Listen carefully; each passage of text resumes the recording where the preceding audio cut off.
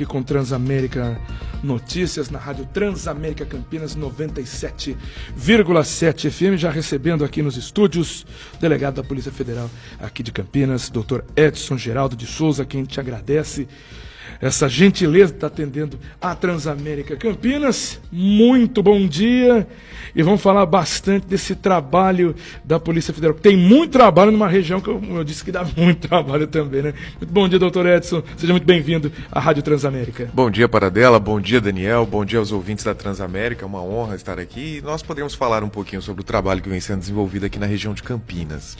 Vou começar pelo aeroporto de Viracopos, porque já no ano passado ele bateu recordes de apreensão e de prisões, e esse ano ele já tem números muito expressivos de apreensões dentro do aeroporto e também de detenções feitas lá no terminal de Campinas. Isso de tráfico internacional de drogas. Com todo esse trabalho da Polícia Federal, como é que a gente... Está diminuindo porque a gente vê os números aumentando, na verdade, apreensões e prisões. Mas a ideia é que isso um dia chega e vai estar tranquilo, sossegado. Por que continua sendo tão grande esse número? Nós acreditamos que, na verdade, não vai acabar, não vai parar e nem os números vão diminuir. O tráfico de drogas, uma pergunta que já me acompanha há anos com os colegas da imprensa, é o seguinte: o tráfico aumentou ou diminuiu? Na verdade, é impossível responder essa pergunta, porque a droga só surge, os números só aparecem conforme o trabalho da polícia se intensifica. Então, se eu posso responder essa pergunta, olha, o tráfico aumentou ou diminuiu? Não posso. O trabalho aperfeiçoou ou não? Sim, aperfeiçoou muito, intensificou muito. Hoje mesmo nós tivemos uma apreensão de 30 quilos de drogas numa única bagagem. Então, hoje de madrugada. Até falando aqui em primeira mão para o ouvinte da Transamérica, uma história muito diferente de todas as outras, essa do 30 quilos de droga, 28 quilos de skunk e 2 quilos de crack numa bagagem despachada de Corumbá para Campinas. Então esse ano nós já estamos próximos a 150 quilos de drogas, nós estamos ainda no primeiro quadrimestre, nós vamos falar aí que fechamos o primeiro trimestre. No ano passado nós tivemos 261 quilos de droga apreendido no aeroporto de Viracopos e agora nós já estamos batendo em 150 no primeiro trimestre. Então o que eu posso garantir para o ouvinte, e aqui para Paradela e Daniel, é que o trabalho intensificou. Hoje, inclusive, nessa apreensão nós usamos um aparelho novo, que chama Raman, que é um aparelho que identifica por laser inúmeras substâncias, milhares de substâncias, e já identificou essa substância de uma forma bem objetiva. Ele não é utilizado para identificar bagagens, ele é utilizado para identificar a substância apreendida com mais precisão e com precisão eletrônica digital. Então, aumentou muito o trabalho, nós acreditamos que nós vamos bater facilmente o recorde de 2023. 2023 é um ano base, em que foi a primeira vez que esse trabalho foi desenvolvido no aeroporto de Viracopos, tal qual está sendo desenvolvido. E em 2024 nós vamos ter o primeiro comparativo. A partir daí, nós entenderemos exatamente como funciona todas as rotas do tráfico de drogas que utilizam ou tentam utilizar aí o terminal de passageiros e bagagem de Viracopos. Tem um número extremamente impressionante, né? Nesse primeiro trimestre, a famosa Operação Portão 8, ano passado foi a Operação Sentinela, né? Nesse primeiro trimestre, a última informação estava de 18 pessoas, 12 homens, 6 mulheres, e 110 quilos de drogas apreendidas. Já tem uma nova apreensão, já teve uma nova ação hoje no aeroporto de Viracopos. Agora a gente já fala de quadrimestre, porque as coisas estão... E pelo menos na última apreensão, e essa que o senhor está falando, usando um aparelho novo, buscando...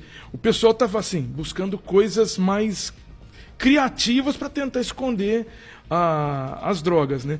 Eu lembro da última, pelo menos a última que aconteceu, eles estavam guardando a cocaína dentro de uma garrafa de pinga. Isso. Diluída na pinga. Essa a gente até comentou aqui rapidamente que é uma coisa curiosa, porque tem que... Se a polícia está fazendo um trabalho para tentar coibir, está conseguindo inibir, os caras têm que ter mais criatividade ainda para conseguir tentar passar, né? Exato. Na verdade, existe um mercado consumidor. É isso que nós temos que pensar. Por que o tráfico não para? Porque existe um mercado consumidor. Quanto mais a polícia intensifica um determinado canal de transporte, mais cara fica a droga. Maior se torna o lucro quando eles conseguem passar, porque é um canal extremamente difícil. Então nós tivemos no ano passado, em novembro, nós tivemos droga misturada a suplemento alimentar, a whey protein. E aí, depois, na sexta-feira retrasada, nós tivemos misturado dentro de peixes, né, congelados. E agora, depois nós tivemos dentro da cachaça. Essa droga apreendida hoje, que ainda nem foi divulgada ainda, a nota não foi solta, então aqui o ouvinte do Transamérica está ouvindo em primeira mão essa notícia. A mulher abandonou a bagagem, a passageira abandonou a bagagem, porque ela viu os policiais federais próximos à esteira. E ela abandonou essa bagagem dia 18 de março, não hoje. E ela simplesmente foi embora e abandonou. Como a bagagem não foi retirada, não passou pela nossa fiscalização. A bagagem foi para bagagens perdidas, extraviadas ou abandonadas da companhia aérea. A polícia militar, numa abordagem de um ônibus na rodovia, entrevistando os passageiros num trecho Mato Grosso do Sul, Rio de Janeiro, e aí uma das passageiras confessou que estava indo a Campinas para buscar a mala que ela havia abandonado no dia 18 de março, porque, tendo visto a Polícia Federal no local, ela resolveu abandonar e foi embora. Só que quando ela chegou de volta ao Mato Grosso do Sul, os traficantes a cobraram e ameaçaram, e a obrigaram a voltar a Campinas para buscar a mala. Quando a Polícia Militar Rodoviária tomou conhecimento disso, passou a informação para a Polícia Federal hoje, e a Polícia Federal foi ao setor de malas extraviadas e identificou os 30 quilos de droga. Então, a mulher não foi presa hoje, mas faz parte de um trabalho já integrado entre as forças de segurança pública e conhecido pelas polícias, de forma a informar a Polícia Federal em Campinas. É um trabalho muito bem feito hoje. É difícil você passar, tanto é que nesse caso nós tivemos whey, nós tivemos peixe, nós tivemos cachaça e agora nós temos o melhor, o medo, a abandonar a droga, né? Então nós temos diversas situações ali, essa foi completamente inusitada, essa apreensão. Impressionante. Isso. Deixa eu apresentar o delegado de direito, que a gente nem peço até desculpa. Imagina, Daniel, nós estamos aqui nessa delegado, informalidade aqui com o ouvinte da Transamérica. Porque as nossas entrevistas verdadeiras conversas, né? A gente chega e já vai conversando, vai arrumando. Nós estamos aqui com o delegado-chefe da Polícia Federal aqui de Campinas, o doutor Edson Geraldo de Souza. Desde 2019, o doutor Edson comanda a Polícia Federal aqui na região, né? Abrangendo mais de 60 municípios, né, Paradela? Nascido em Ribeirão Preto, Edson Souza ingressou na Polícia Federal em 2006 em Brasília. Ao longo de toda a sua carreira, trabalhou em diversas unidades da Polícia Federal, incluindo Presidente Prudente e Ribeirão Preto. E agora está por aqui fazendo esse belíssimo trabalho. E a gente agradece muito sua presença. Tem voz de locutor, hein? Tem voz de locutor. Então eu já estou quase aposentando, né, Paradela? Já tive uma conversa longa com o Paradela, e aí estou quase aposentando, então se tiver uma terceira vaga aqui, já me candidato. Um dos episódios mais vistos, se não o mais visto do FPX Cast, e continua todo mês tendo visualizações da conversa com o doutor. Sensacional. Isso foi o que, em setembro do ano passado, se eu não me engano? Acredito outubro, que sim. O tempo está voando, né? O tempo está voando. Todo mês com várias visualizações. Muito legal essa Podemos criar um quadro já aqui, né, de Olha, informações. Dr. Edson tem muita história bacana. Se o pessoal quiser buscar o FPX Cast no YouTube, sim, a história dele está contada lá e tem muita coisa legal, tem muitos percalços, tem muita história bem inusitada. A história dele chegar na Polícia Federal por causa de uma cerveja e assim vai. A cerveja, a caneta quebrada, o acidente, é uma longa história. É uma longa história. Vamos contar numa próxima. Vamos contar numa próxima. Já fica aqui o convite para a próxima entrevista. Dr. Edson, a gente fala bastante, né? O Aeroporto Internacional de Viracopos chama muita atenção por causa dessas apreensões e até pelas situações inusitadas que a gente tem encontrado agora, pelo menos mais recentemente. Mas não vive só de apreensão de droga, né? Porque Campinas e região tem suas particularidades, principalmente nas questões financeiras. É um trabalho que o senhor veio já fazendo desde o início. A gente via muitas movimentações, muitas operações sendo realizadas pela Polícia Federal no combate a crimes financeiros. E isso continua, né? Continua. Na verdade, nós temos um grupo especializado em Campinas para apuração de crimes financeiros. Por que isso? Porque diante da riqueza, da movimentação financeira e da condição econômica da região de Campinas, ela favorece a lavagem de dinheiro. O que significa isso? Diante de tantas empresas, diante de tantos empreendimentos, diante de tantas construções, há a movimentação da economia por meio do sistema bancário. Com esse sistema bancário multiplicado em bilhões de reais, é fácil você passar o dinheiro sujo, o dinheiro oriundo do crime, da corrupção, seja ele tráfico, corrupção, caixa 2, sonegação tributária, o que quer que seja, você consegue tramitar nesse mercado financeiro sem ser percebido. O que existe pela Polícia Federal? Uma ideia de descapitalização do crime. Não adianta eu só apreender a droga lá em Viracopos. Eu preciso identificar quem são os cooptadores, quem são os financiadores e quem são os fornecedores de droga. E mais que isso, eu preciso, é uma técnica antiga seguida em todo mundo e muito incentivada para as polícias, que é o follow the money, siga o dinheiro. Então, a partir disso, nós identificamos qual é a movimentação. Foi assim, por exemplo, que nós solucionamos o crime do roubo a Viracopos de 2018, seguindo o dinheiro. E a partir disso nós temos que garimpar no meio desse mundo gigantesco de dinheiro sendo movimentado o que é ilegal e o que é legal. Porque ele não pode se misturar, por quê? Por que o dinheiro sujo não pode se misturar ao dinheiro limpo? Porque a riqueza das organizações criminosas, a força dessas organizações, seja para corromper servidores, seja para comprar armamento, seja para manter a sua força, vem desse dinheiro. Então, por que tem que se combater o tráfico de drogas? Vamos liberar as drogas. Não é o que dizem? Não, não vamos liberar as drogas, porque as drogas são a principal fonte financeira do crime organizado. E assim sendo, onde está esse dinheiro? Não adianta eu aprender a droga, porque a droga vai ser substituída por outra carga e outra carga e outra carga. Mas o dinheiro que vem do comércio dessa droga não vai ser tão facilmente substituído. E vai enfraquecer aquela organização criminosa sem condições de repor a droga que foi perdida. Então, o principal aspecto é o mercado financeiro.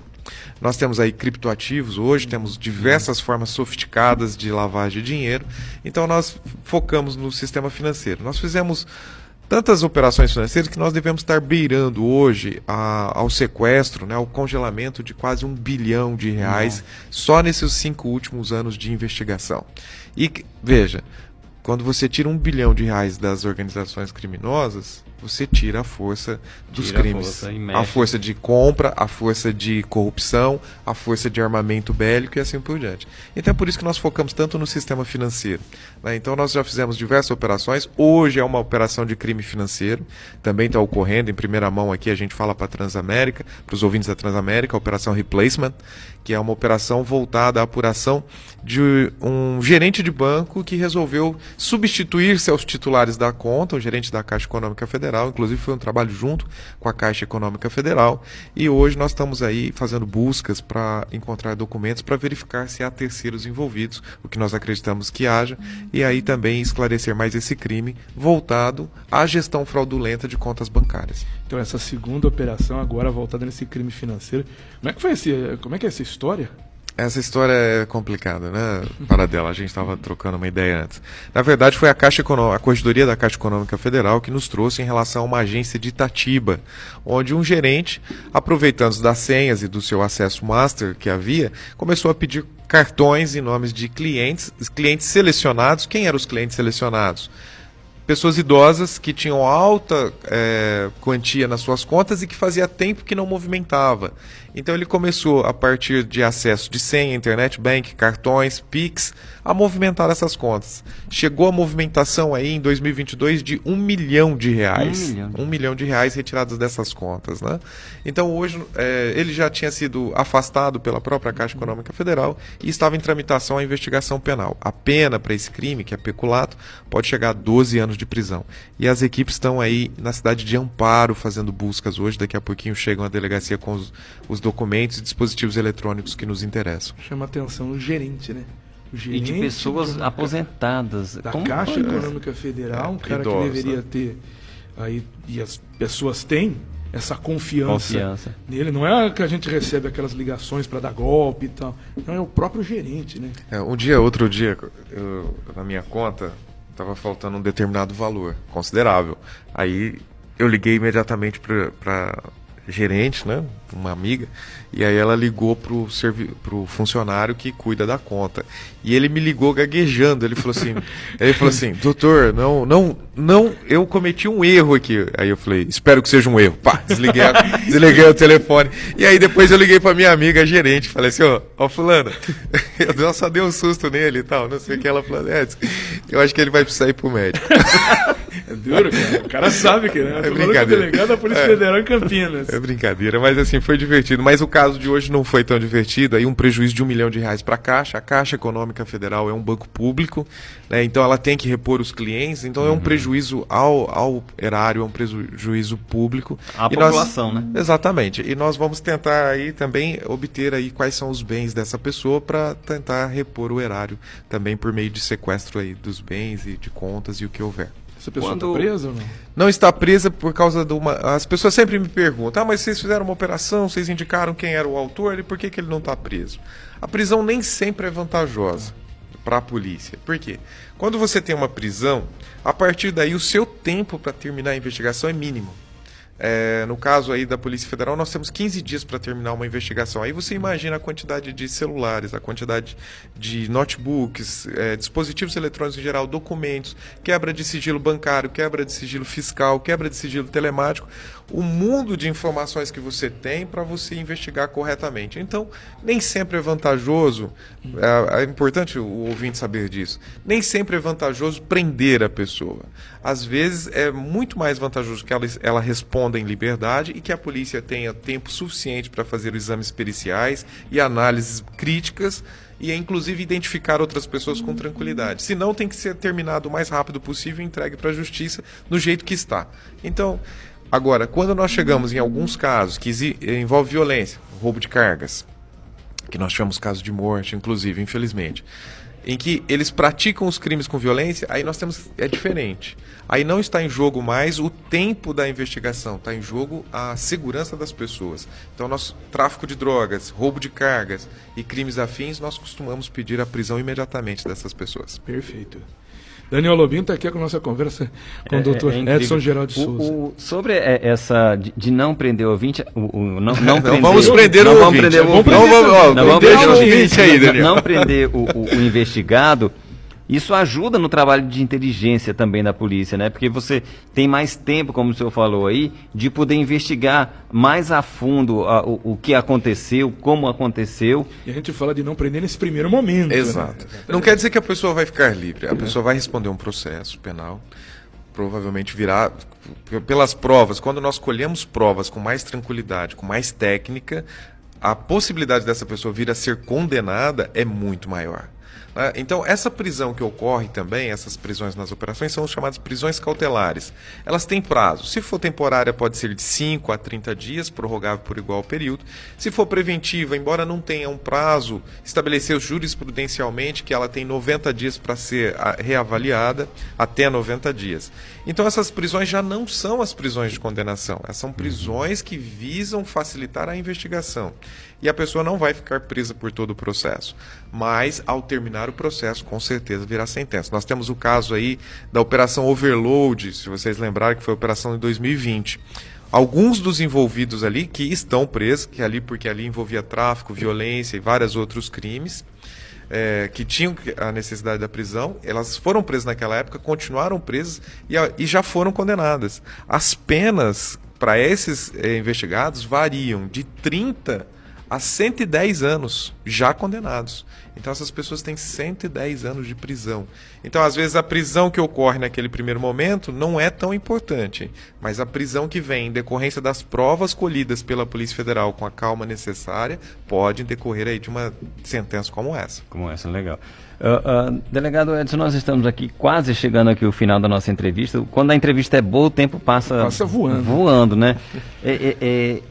Até hoje, qual foi o caso mais emblemático, mais difícil e qual foi o caso mais prazeroso de resolver na sua carreira? Uma das coisas que as pessoas não sabem é que o inquérito policial ele não tem o objetivo de condenar pessoas. O inquérito policial tem o objetivo de esclarecer fatos.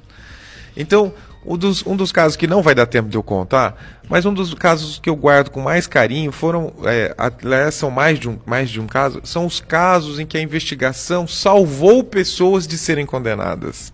Né? Nós tivemos vários casos desses que a prova apontava para uma situação irrefutável. E se a Polícia Federal não tivesse trabalhado com muito cuidado, essas pessoas teriam sido condenadas, mas elas eram inocentes. Nem elas sabiam o que pesava contra elas e como elas estavam sentadas em cima de uma bomba atômica, né? Vamos dizer assim.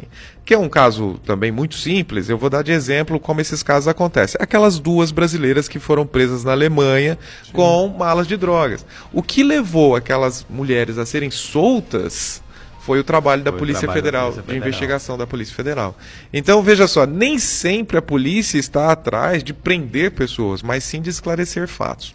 Agora eu tive vários casos emblemáticos. Uma das aventuras mais extraordinárias da Polícia Federal é o meu trabalho na Arco de Fogo, tanto é que isso rendeu um romance.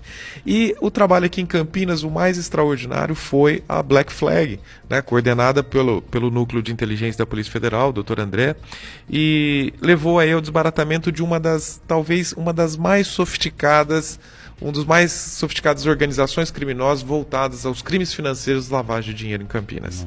Isso vai ter uma repercussão durante anos muito boa para a cidade. E assim, as pessoas ali, elas estavam realmente criando uma máquina do crime, uma máquina de lavar dinheiro para o crime. Então, para a cidade de Campinas, a Operação Black Flag de 2021 é uma operação que fica aí como um legado para a cidade e para o mercado financeiro. E o caso mais emblemático foi de uma senhora negra que estava praticamente condenada diante de todas as situações possíveis em Ribeirão Preto e que nós a tiramos dessa situação. Então, para que os ouvintes da Transamérica saibam, nós não trabalhamos para condenar pessoas, nós trabalhamos para esclarecer fatos. É isso. E no âmbito financeiro, né, Paradela, trabalha para preservar o erário brasileiro, né, o erário público. Sim, né? Não só o erário, mas também a rigidez das suas... Suponha que você entre num aspecto de... Seja oferecido um criptoativo, você entre, seu dinheiro, sua reserva de vida, sua aposentadoria, está tudo investida nisso. É necessário que essas pessoas que trabalham com criptomoedas, que trabalham no mercado financeiro, sejam fiscalizadas. E aquelas pessoas que trabalham de forma ilegal ou fraudulenta têm que ser retiradas. Porque nós não temos garantia de que essas pessoas que investem nesses fraudadores vão ter o seu dinheiro de volta. Nós podemos garantir que essas pessoas serão condenadas, mas não que essas pessoas terão recurso, porque normalmente o criminoso ele gasta com luxo, ele gasta com carro de luxo, ele gasta com festas, com roupas, com eventos, com viagens, né? Ele tem uma vida de luxo. Quando você chega ao criminoso e ele levou o dinheiro das pessoas, você não vai ter o dinheiro para recuperar. Então essas pessoas ficarão numa situação de prejuízo. O trabalho da Polícia Federal no mercado financeiro é impedir que esses fraudadores trabalhem ou retirem o dinheiro das pessoas também. Essa é uma proteção aí que vem desse trabalho de repressão aos crimes financeiros. Sensacional, a gente sempre parabeniza, né, Paradela, aqui, e a gente sabe que não é um trabalho fácil, é um trabalho árduo. Às vezes, acredito que o senhor deve ter perdido já muitas noites de sono. Hoje, vou falar, hoje eu tô acordado eu acordo 3 horas da manhã já. Hoje eu acordei 3 horas da manhã, nós tínhamos um caso desse de Viracopos, nós temos uma operação em andamento, a operação Replacement, e aí eu tinha o compromisso aqui com os ouvintes da Transamérica, a convite do Paradela. E aí eu fazendo uma coisa, fazendo outra coisa, parei as outras 2 coisas, falei, vamos lá na Transamérica, vamos falar com o Paradela, vamos falar com o Daniel. Então nós estamos aqui, mas a hora que eu sair daqui a gente já começa. E aí são as operações nos tomam também a tranquilidade, né? Você vai até meia-noite, 1h, você tem 30, 40 alvos na cidade. No Brasil inteiro você tem 200, 300 policiais sendo coordenados para fazer a execução. Depois tem o recolhimento de todo esse material, com uma cadeia de custódia de cada parafuso que foi apreendido, cada clipe que foi apreendido no Brasil, para chegar até o setor pericial e depois passar para análise. É um trabalho meticuloso, é um trabalho sofisticado, mas a Polícia Federal acredito que a gente tenha esteja entregando um trabalho de excelência aí à sociedade. Muito bom. Aqui, nossa conversa com o doutor Edson Geraldo de Souza, delegado titular aqui da Polícia Federal em Campinas. Agora ele vai para a nossa co-irmã conversar um pouquinho também sobre essa história ali na Melfis FM. A gente agradece demais essa conversa, a gentileza de poder estar atendendo aí. Parar um tempinho, o pessoal vai entender, já as duas operações acontecendo. Doutor Edson passando pra gente aqui em primeira mão. Daqui a pouco chega a informação pra todo mundo aí. Eu vou pegar o celular ali vai e vai ter muita gente da imprensa falando assim, mas espera aí, como é que o Paradela e o Daniel tiveram esse furo aí, né? Onde que tá essa informação aí? Agora eu ainda vou ter que responder muita gente. Muitos amigos, né? Obrigado, viu, doutor Edson? Muito obrigado. Conversar com o senhor. E quem quiser acompanhar também toda essa história, tá lá no YouTube, FPXcast. FPXcast. FPXcast, youtube.com/FPXcast. É um dos episódios que a gente conversou lá em setembro, mais ou menos, acho que foi o episódio 12, com o Dr. Edson Geraldo de Souza. Ele conta muitas histórias, a Arco de Fogo tá lá dentro, e tantas... Acho que tem que fazer mais uma edição desse. Tem coisa, hein? Tem coisa pra gente resgatar aqui, foi muito Tem bacana. bastante. A gente falou aí quase mais de 2 horas, mas voou. Era pra falar 40 minutos, né? Isso. O Paradela me enganou. Aí ele me pegou lá no...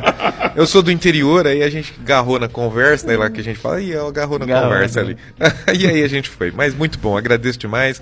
Aí o ouvinte Transamérica também. Muito obrigado, delegado Edson. A gente deixa aqui os microfones da Transamérica sempre abertos aí para toda e qualquer informação que o senhor queira dar. E sempre nos agracie com a sua presença aqui. Uma honra. Querendo participar, o microfone está aqui, aberto, E disponível. vamos criar um quadro Exatamente. para o Dr. Edson Geraldo de Souza. Sim. É um locutor nato. Locutor nato tem Essa história. eu gostei da cadeira aqui. A gente vem aqui já na cadeira. Tá ótimo, então. Gente,